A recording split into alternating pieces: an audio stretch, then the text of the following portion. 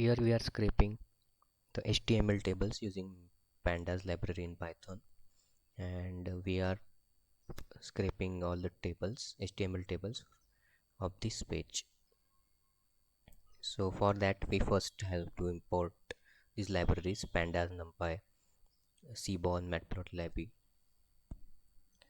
If you do not have those installed, then you can install using pip.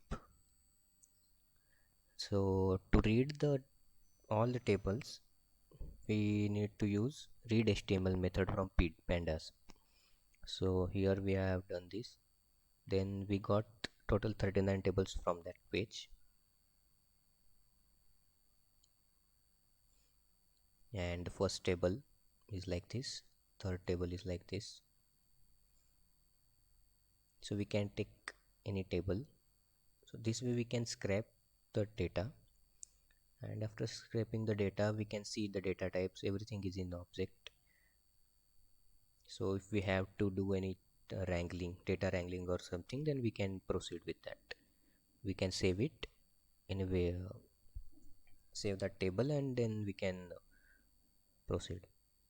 So here list of columns are this, and as the table was like this, competition test, so competition then its values, matches then its values.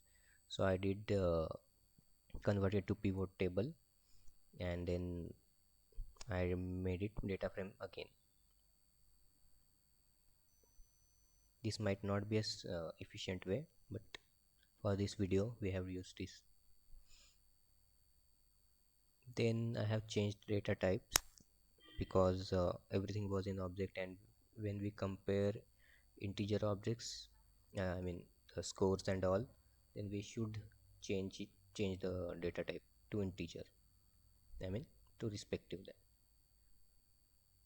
So the last thing we can see, when we plot bar plot, then Sachin Tendulkar has scored 15,921 runs in test cricket with the batting average of more than 50.